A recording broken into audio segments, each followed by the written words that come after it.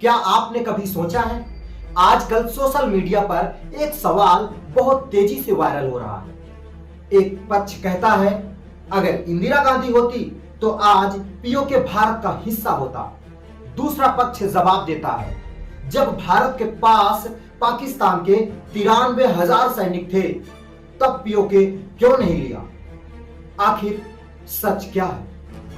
क्या भारत ने कोई ऐतिहासिक मौका गंवा दिया, या फिर उस समय की परिस्थितियां इतनी आसान नहीं थी जितनी आज सोशल मीडिया पर दिखाई जाती है। आइए बिना किसी राजनीतिक पक्षपात के इतिहास के तथ्यों को समझते हैं। आखिर सच क्या है और झूठ क्या है।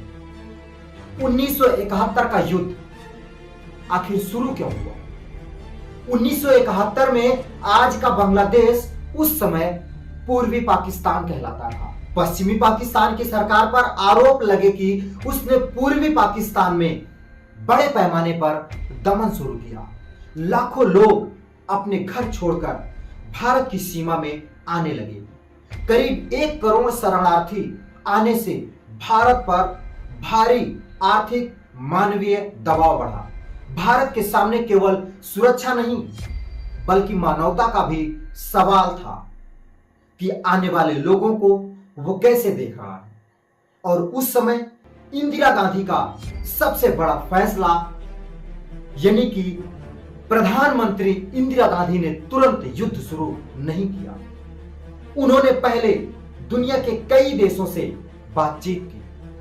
अगस्त 1971 में सोवियत संघ के साथ 25 साल की शांति और मैत्री संधि हुई। इस संधि ने भारत की रणनीतिक स्थिति को काफी मजबूत किया। इसके बाद भारत ने सैन्य तैयारी भी तेज कर दी। सैम मानेकशॉ की रणनीति, सेना प्रमुख जनरल सैम मानेकशॉ ने साफ कहा, अभी युद्ध करेंगे तो नुकसान होगा। बरसात आने वाली थी। पूर्वी पाकिस्तान का भूभाग दलदलीय था। टैंकों की आवाजाही मुश्किल होती। सैनिक तैयारी भी पूरी नहीं थी। उन्होंने समय मांगा। भारत ने इंतजार किया और भारत ने इतना इंतजार किया और यही फैसला बाद में सबसे बड़ी ताकत साबित हुई। पाकिस्तान की सबसे बड़ी गलती, 3 दिसंबर 1971 को पाकिस्तान ने भारतीय एयरशिप पर हमला किया। इसके बाद भारत आधिकारिक रूप से युद्ध में उतर गया। पूर्वी मोर्चे पर भारतीय सेना ने बेहद तेज अभियान चलाया। सिर्फ 13 दिन में, सिर्फ और सिर्फ 13 दिनों में पाकिस्तान की सेना ने ढाका में आत्मसमर्पण कर दिया। 16 दिसंबर 1971 लगभग 93,000 पाकिस्तानी सैनिक भारत के युद्ध बंदी बन गए। इतिहास का सबसे बड़ा सैन्य आत्मसमर्पण माना जाता है। अब सबसे बड़ा सवाल, अगर भारत के पास 93,000 सैनिक थे तो पीओके क्यों नहीं लिया गया? यही सवाल आज सबसे ज्यादा पूछा जाता है, लेकिन इसका जवाब केवल एक लाइन में नहीं दिया जा सकता, क्योंकि इसके पीछे बहुत सारी चीजें छिपी हुई हैं। कारण नंबर 1, भारत का मुख्य सैन्य लक्ष्य था पूर्वी पाकिस्तान का संकट खत्म करना। युद्ध की घोषणा इसी उद्देश्य पर, पीओके पर कब्जा करना नहीं हुआ था। सिर्फ और सिर्फ पूर्वी पाकिस्तान को उसका न्याय दिलाना। कारण नंबर 2, पूर्वी पाकिस्तान और पीओके की भौगोलिक परिस्थितियां बिल्कुल अलग थी। पीओके पहाड़ी इलाका है। रक्षा करने वालों को वहां बड़ा फायदा मिलता है। नई लड़ाइयां शुरू करना आसान नहीं था और भारत इसी वजह से पीछे हो गया। कारण नंबर 3, भारत पहले ही बड़ा युद्ध लड़ चुका था। संसाधनों, हथियारों और सैनिकों पर दबाव बढ़ चुका था। एक और बड़ा मोर्चा खोलना जोखिम भरा हो सकता था और यही भारत नहीं चाहता था। कारण नंबर 4, उस समय पूरी दुनिया शीत युद्ध के दौर में थी। अमेरिका पाकिस्तान के करीब था, सोवियत संघ भारत के साथ खड़ा था, लेकिन कोई भी महाशक्ति युद्ध को और बड़ा नहीं बनने देना चाहती थी। अंतरराष्ट्रीय दबाव लगातार बढ़ रहा था और इसी वजह से भारत ने उसे छोड़ दिया। शिमला समझौता 1972 में भारत और पाकिस्तान के बीच शिमला समझौता हुआ।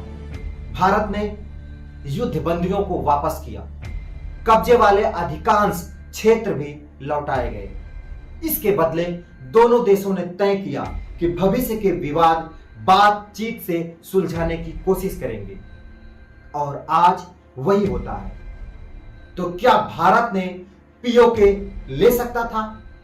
इतिहासकारों की इस पर अलग अलग राय है। कुछ मानते हैं कि अवसर था कि उस समय भारत पीओके ले सकता था।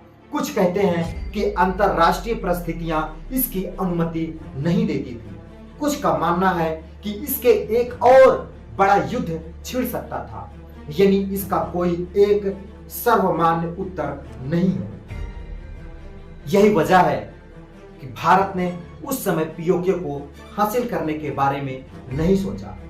इतिहास केवल भावनाओं से नहीं चलता, उसमें सैन्य क्षमता, कूटनीति, अंतरराष्ट्रीय राजनीति, अर्थव्यवस्था और समय सबकी भूमिका होती है। इसीलिए यह कहना कि इंदिरा गांधी होती तो पीओके जरूर ले आती, ये बिल्कुल गलत है। 93,000 सैनिक होने के बावजूद भी पीओके न लेना सिर्फ एक गलती थी। दोनों ही दावे इतिहास को बहुत सरल बना देते हैं। सच इससे कहीं अधिक जटिल है। अगर हम इतिहास से सीखना चाहें तो हमें पूरे संदर्भ को समझना होगा, न कि केवल सोशल मीडिया की एक लाइन को पढ़ करके।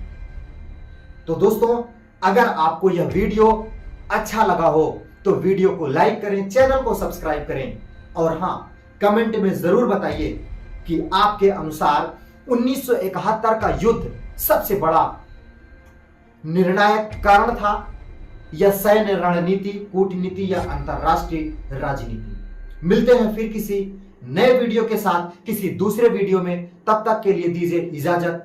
नमस्कार, जय हिंद, जय भारत।